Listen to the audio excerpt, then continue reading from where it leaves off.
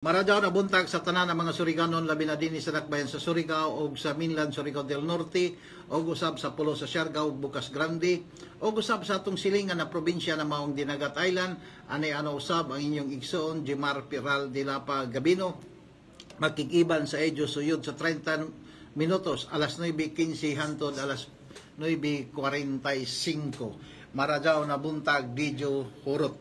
Una sa tanan ato i-greet sila Madam Bernadette C. Barbers na mudagang pagka-representative sa Distrito 2 na asawa ni Congressman Is Barbers, Attorney Victor Flores Bernal na magpapili pag-usab isip board member, City Councilor Carcasura nga magpapili sa umabot nga 2025 election, Attorney Tuti Catering nga mudagang pagka-board member sa Distrito 2, o usab kan Madam Lisa Laparan Monteros na maigisaligan sa opisina ni Congressman Is Barbers. Ako usab i-greet si Madam Bit Ilacion Perez o usab ang first nominee ng Bunyog Party List na si Attorney Ricky Tomotorgo. Bunyog Party List. Di isa nato kalimtan pag-greet ang nato mga pinayangga ng mga mayuris sa Manila, San Francisco Mayor Balpinat, Claver Mayor Georgia Gutiangki, Higakit Mayor Chandro Boniti o Bakwag Mayor Daddy Moki Sevedo o usab ang dili nakapugnan o maabot na mga mayori sa 2025 sa Manila, Mayor Shelami Orquina Sevedo sa lungsod sa Bakwag, Mayor Dominador Yoyoy Isma sa lungsod sa Alegria, o gusab kan Mayor Dan Salvacion sa lungsod sa Burgos nga magserbisyo sa kinisingkasing og tarong na panggoberno alang sa katawhan. Dan Salvacion pagkamayor sa lungsod sa Burgos sa pulo sa Siargao. O gusab ang dili nakapugnan na maabot na board member sa 2025 na si Antonito Yayo Charcos, ang mano mo, ang mano ko, o ang mano sa mga Surigao-non. Yayo Charcos pagka board member. Na mga kaigsunan, ang ato dakbayan sa Surigao, nakadawat ng pasidungog tungod kay sila midawat o gawad kalasag Cell for Excellence in Disaster Risk Reduction Management. Niagtong November 28, paghapon, November 28, 2024, karon na tuig, tungod kay fully compliant sila sa local government unit in disaster risk reduction and management for calendar year 2024. So ini na pasidingog regional o national mga kaigsunan. Dito kininadawat sa Almont Inland Resort, Butuan City, mga kaigsunan. Tungod kay maradaw ang ila disaster preparedness and response sa mga kalamidad o mga taglaon pa nato, mga taglaba, linog, bagyo, baha, sunog. So sila andam kanunay ang opisina, sa disaster na diin adunay tagtawag na City Disaster Risk Reduction Management Office, mga kaigsunan. So kini na award Caraga Region ang ato ini nadawat ini siya tungod kay ang ila pagresponde sa mga kalamidad o nakita sa ila prepositioning sa dili pambagyo, aduna na ilang equipment na tagpreparar, mga kaigsunan, para kung adunay mga emergency, sila dadyon ang mukadto para ang kinabuhi sa isa katabo, maluwas, mga kaigsunan. Kay ini kalamidad man ko, matod pa sa gawad kalasag sil, kalamidad at sakuna labanan sariling galing ang kaligtasan. So sila gado doon. In terms ng mga emergency, mga kaigsunan, anato dakbayan sa Surigao, andam sila mutubag sa mga kinahanglanon. Amorasab gihapon sa probinsya ng Surigao. Agbat-agbat ini. Ang probinsya sa Surigao, nakadawat sab sila ng fully compliant local government unit. Amo sab gihapon ang dakbayan, mga kaigsunan. Kay lagi ang ila opisina sa Disaster Risk Reduction and Management Office ready. Ready kanunay. Kay gani ko nato tanawon halos everyday.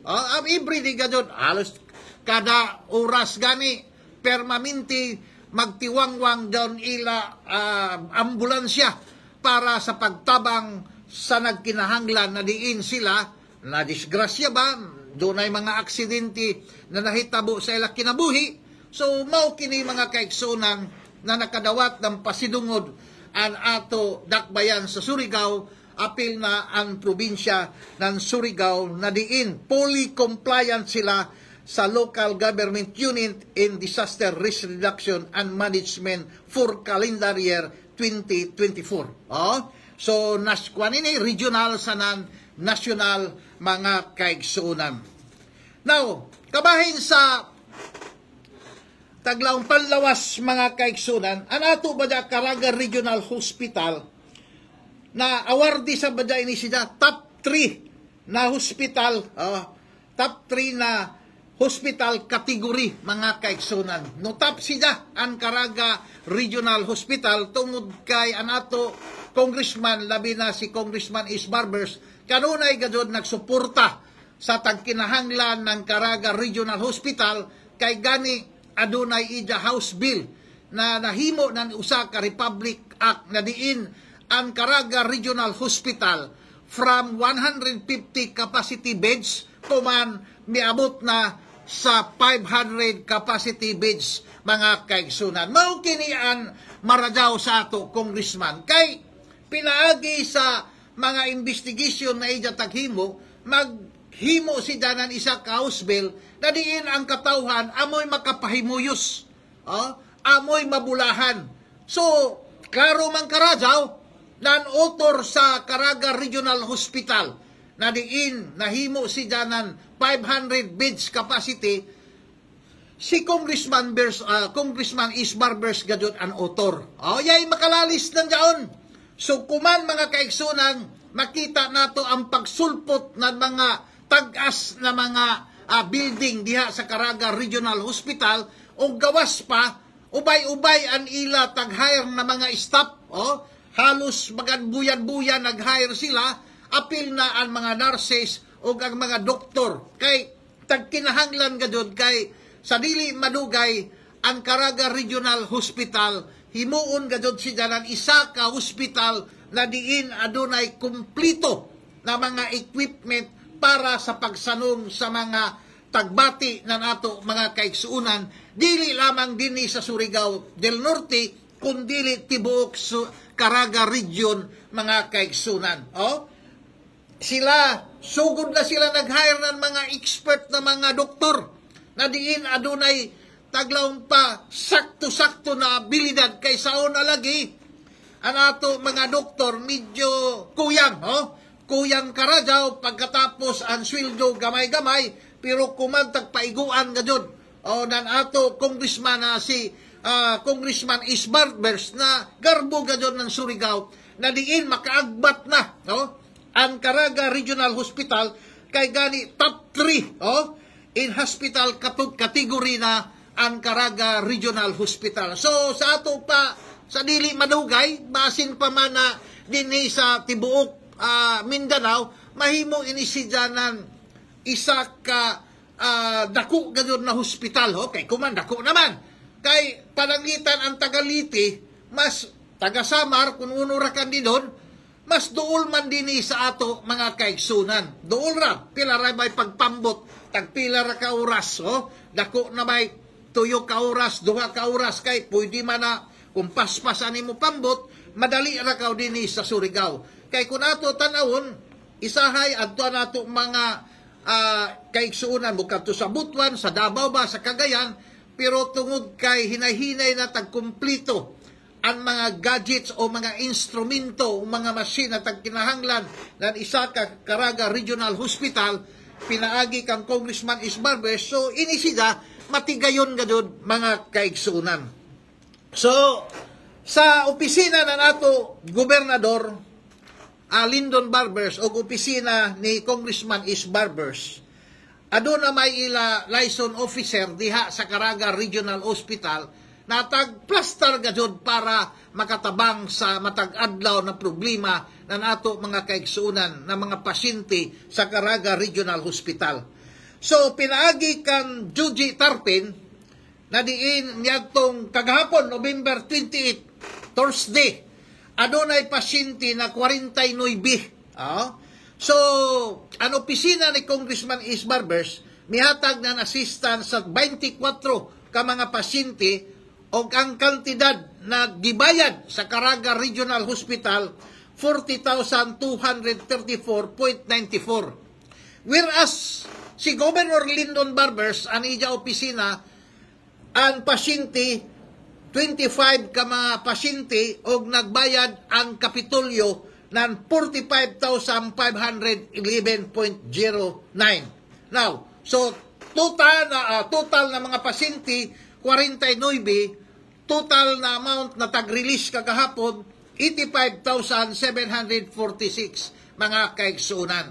So, buti pasabot na ang opisina ni Governor Lyndon Barbers kanunay gayud nag-abag sa mga katawhan na dunay gibati sa lawas ug sa opisina ni Congressman Is Barbers kay lagi duna may pundo na gitawag na Medical Assistance for Indigent Program mga kaigsunan. So amoy nakagana niini. Kung ato tanawon, ang Pikas Campo, ang ila style medyo taglaon pa makahatag ng kasipog na gani matod pa ng isa ka pasyente sa lungsod sa Balimono, taglista nila ngayon, taglitok ang nila ngayon, tapos tagkamirahan sila, tag-publish sila din sa istasyonan, pagkahuman, waya gani sila katagi nan hinabang gikan sa opisina ni Tigbak Bingo Matugas mga kaigsunan, kay doon na pa ay utang sa isa ka pribado na ospital na yan ay pundo. Yan ay pundo. So, ini ang pamaagi sa probinsya ng Surigao sa nan opisina ng ato congressman na Garbo ng Surigao, dili niya ipahibayo sa katawhan kung sino na mga tao.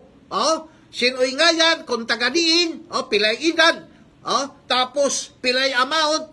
Kung gusto niyo, kadto kamo sa Caraga Regional Hospital. Labi na inin trolls. Inin mga trolls gadod mga kaigsunan, di pa mo paso na ako labot, daw na.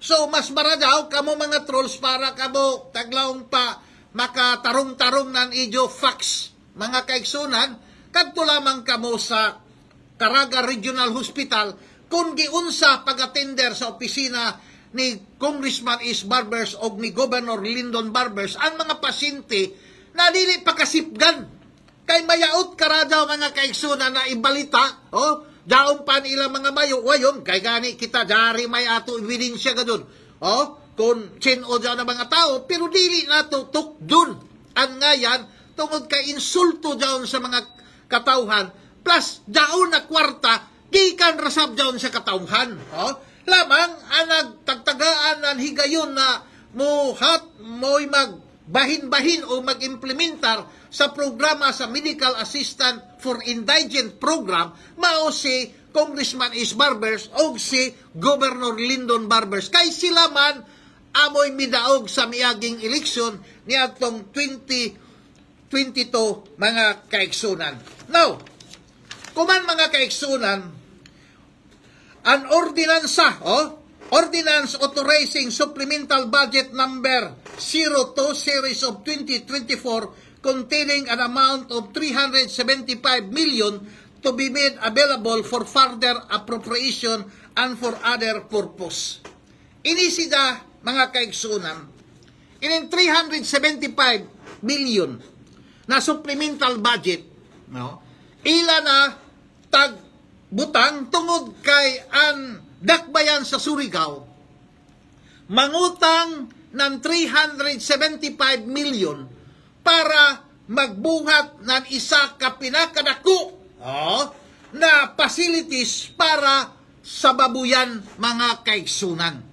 Babuyan ang target ng ato city government para may ato economic enterprise na diin ang mga katawhan adunay opportunity na magpalit sila ng karning baboy, barato, gawas na barato, adunay ila privilege katong interesado na magbuhi ng baboy, hatagan.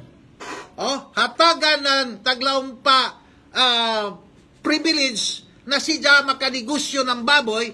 Hatagan ng baboy, hatagan ng bahog o mga vitamins, pero siya na ang mag-alaga sa maong baboy, mga kaigsunan, pagkatapos paliton daon siya na nagbuhi ng baboy na diin amoy mo gamit sa 375 million na facilities na babuyan, mga kaigsunan.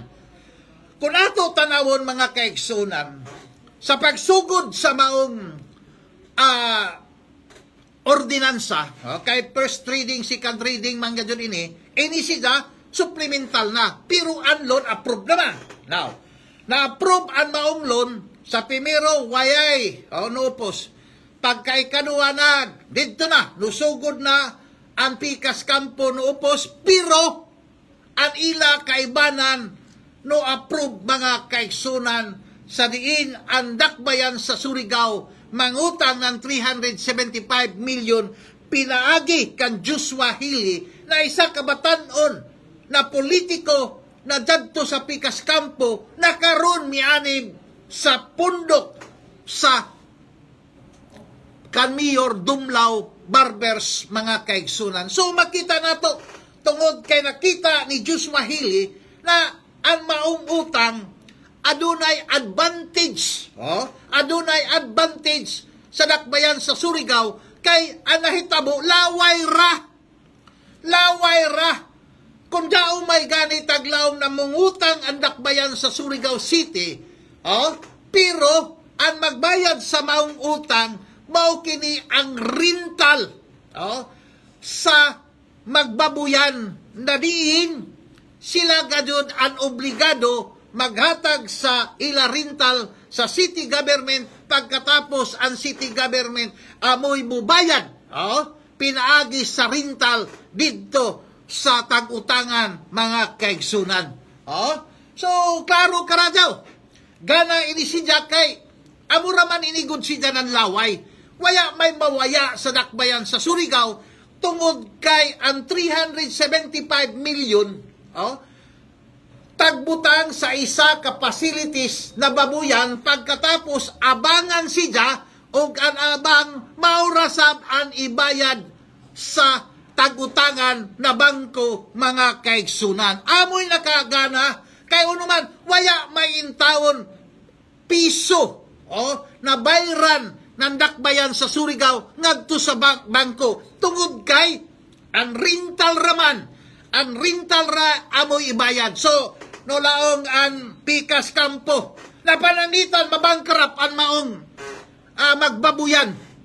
So simple ra, dunay sa terms and condition sa contract of lease pintali sa Surigao City sa nandiyan magbabuyan na nakalimot ako ang ngayan, ang mahitabo, mga kaigsunan, kung mabangkaruta sila, ang magbayad dyan magbabuyan ng 375 million. So sa ato pa, secured ang maong 20% collateral, 20% development fund na amoy tag collateral in case na dili makabayad. So may assurance, dili kumpariyo sa pikas kampo na mangutang, wayay assurance, mga kaigsunan, kung panangitan, nangutang sila ng ekwipo, na mga kunya kung masadot mga 175 million. Ang tagbayad, mga kaigsunan, sa panahon ni Nitoy Matugas o ni Istong Matugas, mao ang 20% development fund na diin supposed to be amoy jaoy gamiton sa mga proyekto ng dakbayan sa Surigao. Pero ang nahitabo, mga kaigsunan, may nag-i-income ang maong equipment, ang ibang gani nangaguba na. So mao kadto na ang 20% development fund mao'y tagbayad sa utang ng dakbayan sa Surigao na diin na malit ng ekwipo. Now, panahon sa Istong, nagtukod na isa ka building na hangtod kuman nagtiwangwang na waya magamit ng syudad kay sumaya sa ato na hibawan uno ini katinuod adunay structural defect. Itong mga troll dito makasabot, mga kaigsunan. So kung ato tanawon, nagtiwangwang siya, sobra na sa duha ka tuig, mga muduha na ba ganini, muduha na ka tuig mga kaigsunan, sobra na, hantod ko man, nagtiwangwang paghihapon dyan, isa ka building na diin tagkontrata ng city government na kantidad 75 million ka pesos. Waya kagamit. So ano may nahitabo mga kaigsunan? Andak bayan, pinaagi sa 20% development fund, amoy tagbayad, amoy nagbayad, sige na kita nagbayad, tungod kay obligasyon man daw ng city government, na diin ang nagkontrata mao si istong matugas, ug sa sige kita nagbayad, disadvantageous daw ang nahitabo sa mga katawan o sa city government, tungod kay nagbayad kita. Sa interest, sa kapital, na diin ang utang 75 million, pero kuman hantod, hantod kuman, waya gani kagamit. Pero inin 375, sip na sip karadyaw ang 20% development fund ng dakbayan sa Surigao. Tungod kay, rental raman na mo ibayad. Kung di na sila makabayad, dao may tagtawag na performance ban, na kung in kaso, palpak, ang maong kontrata, sila na ang magbayad ng 375 million ka pesos. Amoy ni ang maradaw mga kaigsunan. Kayo naman, ang ato 20% development fund, kay kung ato tanawon 1.4 billion naman kita, ang annual budget ng dakbayan sa Surigao, sigurado ako, na sobra sa 250 million ang 20% development fund. Siguro moabot na ng 300. Kaya ato local income, moabot naman inisidya ng 270 million kung waya ko masado. So, dahamok gadon ang next year na proyekto na mabuhat ng ato mayor na si Mayor Paul Dumlao, mga kaigsunan. Amoy ini nakagana. Gana ang plastado na budgeting na nato dakbayan sa Surigao. Kayo naman, daoy ato pinakadako na facilities, sa entire Bagan Mindanao, kita na ang pinakadako na facilities sa babuyan, na diin adunay negosyante o kapitalista na musuyod sa Surigao, taga Thailand mambagan ni sida. So, ini maghatag ng panginabuhi, trabaho, tapos income na dako sa dakbayan sa Surigao. Laway raman sa dokumento tuod, dunay tagtawag ang 20% amoy nakakolateral sa maong utang. Pero dao may sa nakasuyat dito na in case mapurdoy ang maong negosyante na magbabuyan, sila ang magbayad, mga kaigsunan. So, wayay makuan. Kay plastado naman daon na may performance ba na pagkahimuon na diin, in case na dili ka mo makabayad, kung dili ka mo makabayad, so, ijo taglaw pa mga performance ban kung uno rakan daw na mga ban-ban, amoy madubag, mga kaigsunan. So, plastado. Okay, gani ko nato tanawon ang supplemental budget number 02 series of 2024, containing an amount of 375 million to be made available for further appropriation and for other purposes, and mi-approve, mga kaigsunan, si Attorney Noel Catri, si Junel Aldonza, si Baltasar Abian, si Joshua Hili, si Joseph Yuipko, si Dudong Rabilo, o si Jeneline Idolsura, mga kaigsunan. Pito! Pito! Kay, kung ato tanawon, inin si Joshua Hili, sa una ini sa Pikas Campo, nakuman siyempre, baga na itabo ini, amora ng persona ng grataya na ganayang Pikas, tungod lagi, nubutar siya na kinaanglan ang Surigao City mangutang ng 375 million kay tagkinahanglan para may ato economic enterprise, mga kaigsunan. Kumanasab, si Joseph Yuipko no approve sa maong supplemental budget. So sa ato pa, nakaangay siya sa programa ni Mayor Paul Dumlao, mga kaigsunan. So, diferensya. diferensya gayud mga kaigsunan. Now, kung ato tanawon mga kaigsunan, ang mga matugas, sa ila panahon, kung dili sila mangutang, wala ila project na mahimo.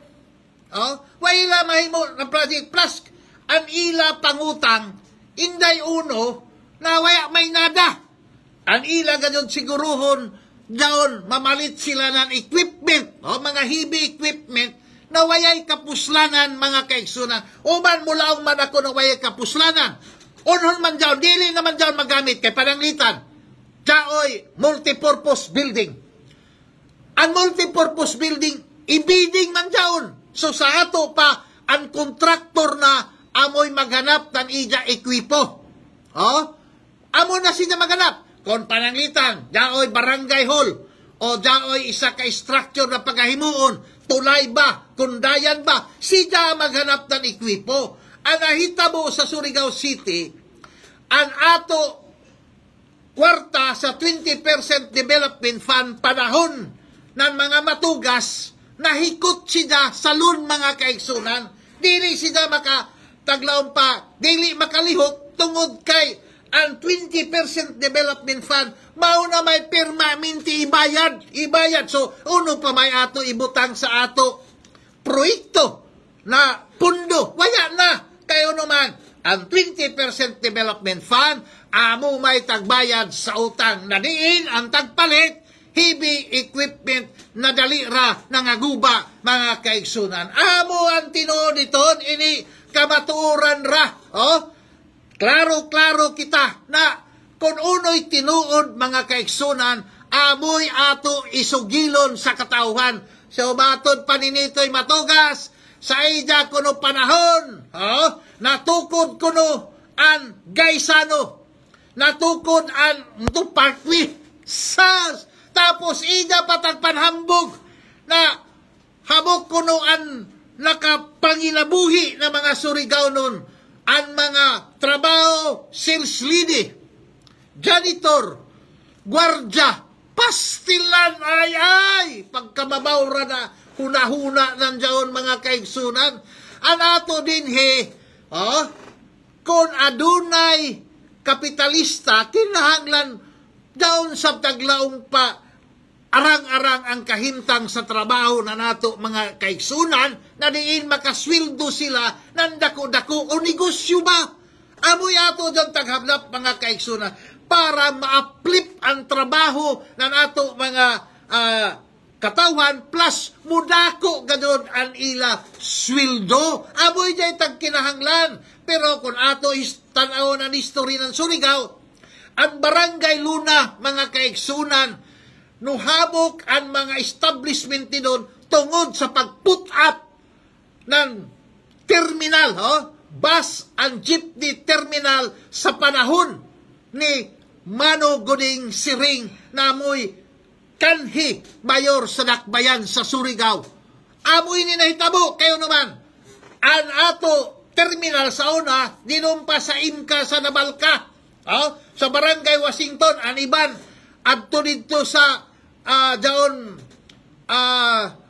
dinon sa likod ng Petron ba daon sida? Daon Caltex ba daon sida? Daon gasoline station dinon sa Kapitolyo. Dinon ang terminal na isa. Nagkompetensya. Pero nakita ni Mano Goding Siring na para ma-spread ang development na nato dakbayan sa Surigao, maukadto na tagbalis ang ato terminal na tagtawag bus and jeepney, Surigao City Bus and Jeepney Terminal, na diin amoy gadoy ato nakahatag pag-sprout ng mga building, tutubo din na nakahamok na dyan. Kay gani, sa panahon ni Mayor Ponso Kasura, ang San Nicolas Building, amoy tuko na dyan din sa pagsugod na dyan.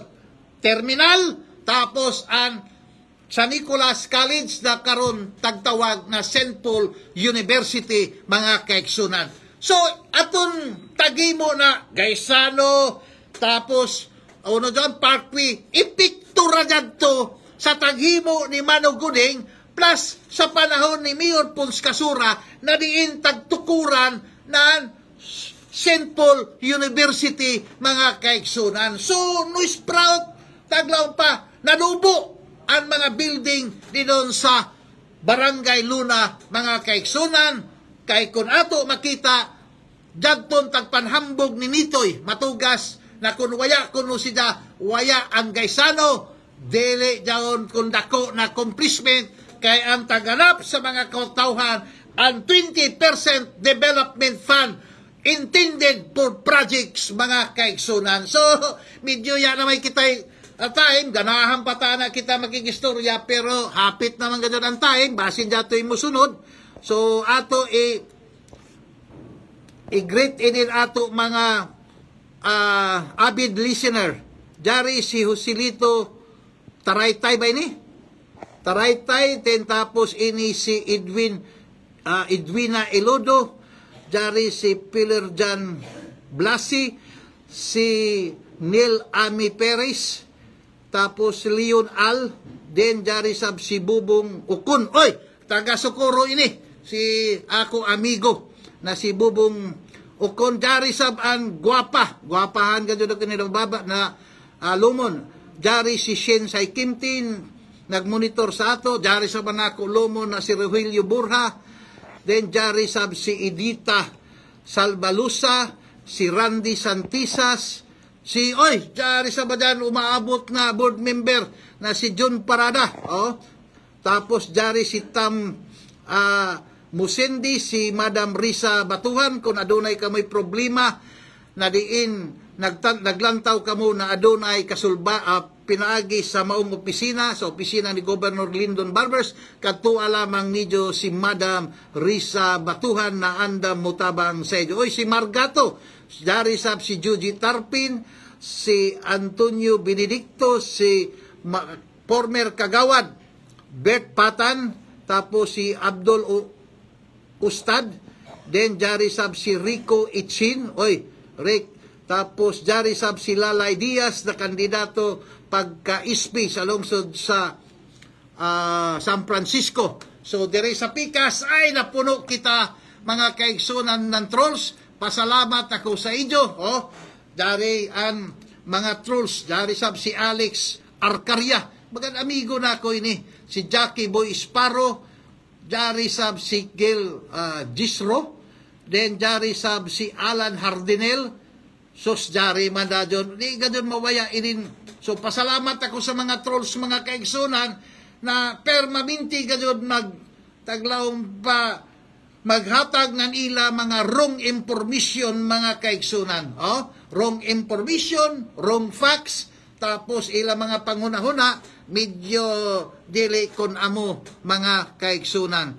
So, yan na may kitay panahon. Mulaong rakan ako sa inyo. Salamat sa pagpaminaw. Kini si Jimar Dilapa Gabino. Moingon, God bless Surigao.